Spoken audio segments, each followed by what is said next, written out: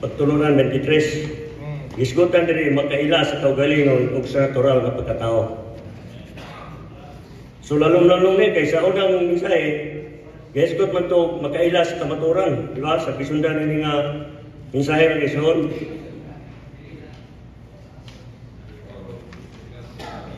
Makaila sa pahuli sa Ginoo sa kamaturan. Pero karon, isgut ni makaila sa kaugalingon ug sa natural nga pagkatao. So, lalong-lalong ni nga butang, kaya kining natural o kaugalingon, mo man ni butang nga dili yun gustos Ginoo, alang sa iyong pamatigayon man suon. Usa kinahanglan na masara na to nga makaila og sa natural nga mga natural nga pagkatao. O nga, sa basahon sa Mateo, gingon dito, gingon sa Ginoo, kung dunay buot mo sunod nako, padumiliya sa iyong kaugalingon ug papasana sa krus, ug mosunod nako. Mo na igsulti sa Ginoo sa iyang tinunan. Usa, tuyo sa Ginoo nga kita ingon nga mga tinunan sa Ginoo, magdumili kita kay wala man ni luna ni atong natural kaugalingon sa pagtukod sa iglesia ng Ison. Usa gipakita diri ba sa unahan sa kalamdan. Makaila gid ta ang mga ansyano sa kaugalingon ug sa natural nga pagkatao. Makaila gid ta. Tungod kay usahay di man kita kaila, manatural man gid nato ning atong pagkinabuhi. Kinaanad man gid ni natural. Ning atong kaugalingon naa man gid ni sa atong pagkatao. Mga gikinahanglan sa Ginoo nga makaila ta. Yung diri, kinahanglan makita nato ang kalainan sa daang tao, sa ako o sa kinabuhi sa kalag, sa natural nga tao, sa natural nga pagkaumol, natural nga pagkatao o sa kaugalingon. Ang daang tao nagpasabot sa pagkatao mismo nato sa nilalang ug hulog nga tao. Mo na gipakita diri Mason nga ang ako mao ang ginganlan sa daang tao sa iyang kaugalingon. Mga gingon sa Galacia 2:20, gingon ni Pablo nga dili na ako ang nabuhi, kundi si Kristo na ang nabuhi sa sulod nako. Doon kay si Pablo nakasinati man siya sa pagkinabuhi o sa pagsinati niya nga nabuhi gid siya sa Ginoo sa sulod ng Ison. Usa nakadeklarar siya nga dili na ako ang nabuhi, kundi si Kristo na ang nabuhi sa sulod. Usa alam nato, makaingon kata nga si Kristo na ang nabuhi. Makaingon ta kun nakasinati ta nining pagkaumol sa Ginoo niya nato. Kay ang Mateo, ang Efeso 5:26, gingon ba dito? Kanunay lang tang mapahuga sa pulong, mora na ipaagi nga makakinabuhi ka sa kinabuhi sa pagka-Diyos ng Ison. Kay hugaw man atong natural. Sa diha-diha nga muduol ta sa pulong ug pahugas, mo na ibugtong paagi nga masinati nato kining pagkinabuhi ng Ison. Usa gipakita diri sa unahan,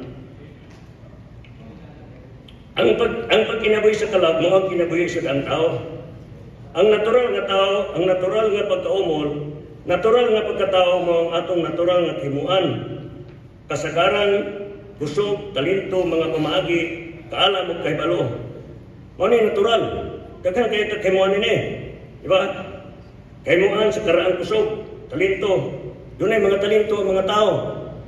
Pero sa natural ni mga Ison dili ni alang sa pagtukod sa Ginoo, pagtukod sa iglesia.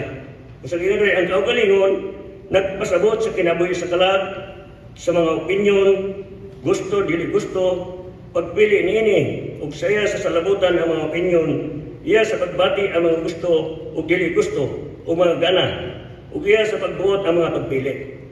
Usa diri kining yung opinyon dahil sa mo ni butang nga naka mo na galamhan sa yawa, kining opinyon. Kay kining opinyon kung di gini sama ba sa Telusip kung dunay daghang opinyon, di gid magkausama Ison. Doon kay kining opinyon mo man ni dugukan ni Satanas. Kung saan nakinahanglan na ini ang atong opinyon, ipadap ato ning dumilian ng Ison. Kay diha man ni sa kalag. Si Pedro bitaw, sa dihang Ginoo niya nga, sa dihang Ginoo niya mga tinunan nga Ato si kamatan, si Pedro tungkol kay kuskanong opinyon, ingunan siya nga dili na mahitabo ng Ginoo.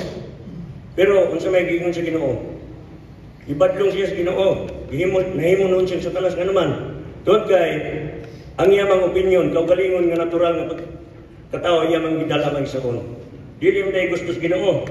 Usa diri sabi, matud pa sa pulong dumilian, ilan sang sa krus ug patyon gid kining tanang butangan. Nganong patyon kay gingon dire sa luminaw to, walay luna sa payo sa Ginoo ang kaugalingon ug ang daang natural nga pagkatao.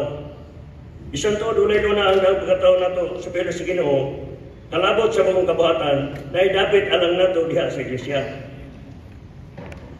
Iyon dire nga dunay luna alang natong mga taong gipanganak kag usab, gibalaan, gitransforma, gipasama sa dagway ug himaya. Mao na mga tao nga kita nga mga tao nga nakabaton sa kinabuhi sa Ginoo, nahimo nang mga naluwas na usab, doon na natay luna, ingon dire nga masama sa dagway ug mahimaya. Amen.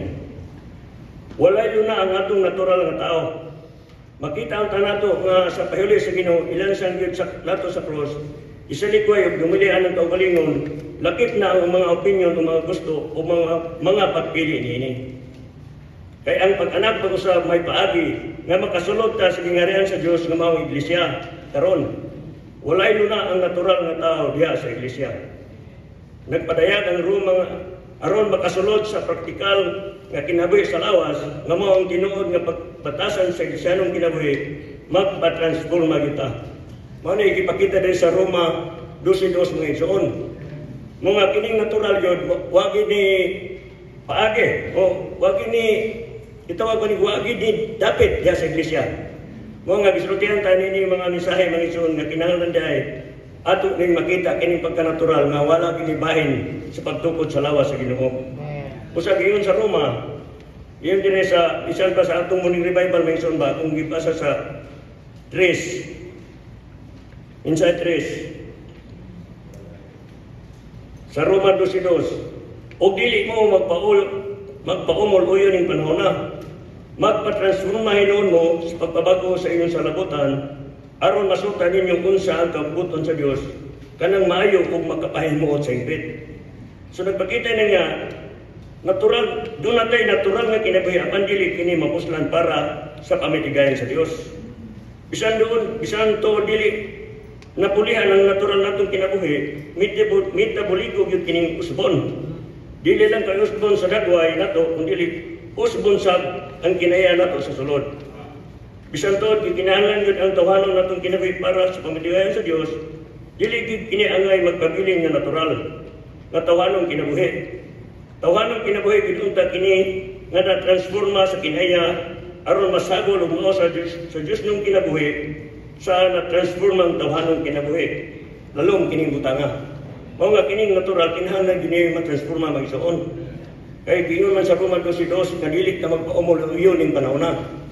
Magpa-transforma hinunta aron makita gingon diri so nan sukad sa pag-anak pag-usab nato, gi-transforma taning kinabuhi ang natural natong kinabuhi. Samtang giusab sa Dios nung kinabuhi ang natural natong kinabuhi. Lagi bagyong ipaambit kini sa atong pagkatao ang Diyos ng kinabuhi, busa pagkausap sa natural natong kinabuhi ang pagkatransforma. Inikahingpet kining pagkausaba, nakaabot na kana sa pagkahamtong. Dili man kalabot sa pagkausap nato ang paghamtong, kalabot kini sa pagsigig pagpaambit sa Diyos ng kinabuhi kanato hangtod mapuno sa kinabuhi. Kinahanglan dahil mga isuon nga kinahanglan kining Diyos nung kinabuhi kanunay ning mapaambit nini sa atong sulod. Muni paagi nga matransforma ta. Dili dahil sa atong kaugalingon nga kaymuan nga transformahon nato ni atong natural atong kaugalingon. Nagkinahanglan ni sa kanunay pagpaambit sa Dios dinhi nato. Una digid nato kalimtan ning Efesos 5:26 na igsoon. Kanunay kita mapahugas diha sa tubig sa pulong. Kay maron ni paagi nga matransforma ta ug mahimutang mga mabalaan at tubangan sa atong Ginoo. Dili ni sa atong kaugalingon dahil nga maningkamot nga matransforma. Maningkamot dahil nga mupahimulos. Musinati nining kinabuhi sa Ginoo ug mukaon sa pulong sa Ginoo, pinagis pagpahugas sa pulong aron sa tuyo, mabalaan ug matransforma ta sa pagpangalagad may saon. Sa dili ni atong buhat, o nga gipakita dire sa Roma numero 3, upas ang gyud ta sa krus ug magdumili sa kaugalingon. Kaya nga itong Ginoo, gingon dire sa tibok tulo ug tunga ka tuig sa pagpangalangan sa Ginoo, ipas ani ang krus, nagkinabuhi sa kinabuhing linansan sa krus. Sige niyang gidumilian ang iyang kaugalingon sa tawhanong kinabuhi niya kini sa yuta aron matungan ang kabubuton sa amahan. Ang atong Ginoo sa wala pa siya lang sa krus nagpasa na siya. Pero kita kay di man ta kahimong pasan og dita mamatayon na. Nga ang Diyos Ginoo nga mamatay taon na aron makapasaan ta krus. Kay kini atong kaugalingon kusganon na guni. Mga gingon dire wadon gid nato ang kinabuhi sa kalag. Ang mawadan sa kinabuhi sa kalag kana mang dili magkinabuhi sa daan. Sa natural nga pagkatao nato. Kaya ang atong natural nga pagkatao na may dalian, may langayan, napoy mapangkarpuhon, napoy mapaubsanon, napoy hakog, napoy minatagon. Mao ni ang mga daan ug natural nga mao ni ang natural pag kinabuhi sa taong tawanong kinabuhi may suon. Daghan kayo ni kuan nay mayhon kayo. Napoy isugon, mao ni natural nga pagkatao. Unsa man to is Ginoo, daton dinhi siyang kamatayon dito sa cross. Aron mahimutang magamit sa iyang pamatigayon. Mga giingon dinhi kay gipanganak naman ta pag-usab sa og transforma, matapos ang natural nga tawo nato dili sa kaugalingon nato pagbuhat, kundi sa pagkinabuhi nato sa laing persona ni Kristo. Natural ba ta langayan ug dalian, may sugon ug maulawon, mayon ug mausup-anon, transformahon kita ug magkinabuhi ni Kristo. Bisan pag mayon ta ug masuk-anon, kinahanglan gini transformahon may isang dili man nimo tuyos Ginoo. Ang tuyos Ginoo kanamang nakasinati ta sa sulod nga siya ang na-transforma gikan sa atong pagkatao may isang. Mao nga ingon diri sa unahan sa ang pahuli sa Ginoo may kalabutan man sa pagpasan sa cross, pagdumili sa gugulingon, pagwala sa kinabuhi sa kalag ug pagkinabuhi kang Kristo. Mao ni pamatigayon sa Dios dunay ni kalabutan kung doon tayo pagpasan sa cross, doon tayo pagdumili sa atong kaugalingon ug magkinabuhi dili sa kalag kundi dili ni Kristo. Mao ni pamatigayon sa Dios nga masinatian nato may saon. O nga dire sa Romano 5, husto gid unta ang kinahanglan nato kalabot sa pagka-natural nato sa uban. Kung nabatok ka na sa krus ang kaugalingon natong natural nga kaymuhan, makaila to kung natural espirituhanon ba ang pagdihok sa uban. Apat kung makaila ta nga ang nag-alagad ug namulong ba ang isuon ginamit ang natural niyang kaymuhan, dili gyud ta mobuhat sa bisan unsa kamulo pang gitransforma ang tanan. Usa ang gingon ba diri may isuon kay ang pagka-natural dili ni nanaw to himuon sa sikataw na to kundi kita na mismo sa atong kaugalingon ba sa atong natural nga mo padaplin ini atong natural itamingon nga kanay mo natural man na di na kinahanglanon kinahanglan ang matagusan nato makaila nga ang atong pag-natural kita mismo mo tugyan ug mudala sa kamatayon sa atong Ginoo. Mao na ay husto diay nga pagpangalagad may suon. Makita din nato nga ulay luna sa bisan unsang natural diha sa iglesyanong kinabuhi. Apan kay kamulo pamatang gitransforma medyo natural paghapon ta sa ulay pagkamatikod ug dili gani gusto nato. Kamulo patang gitransforma dili diha ang pagtransforma may suon. Inanay kini nga pagtransforma. Mga ang pagtransforma nagdepende dinhi sa atong pagkaila sa kamatayon dito sa krus mga igsoon. Kung nasinatian nato ning kamatayon, kung nakaila ta nga nauban na sa kamatayon dito sa krus ng atong kaugalingon, kanunay ta nagpasan sa kamatayon mga igsoon. Kanunay ta nagpasan kay ang krus dili ni usa ka pag-antos kun dili kamatayon dinhi.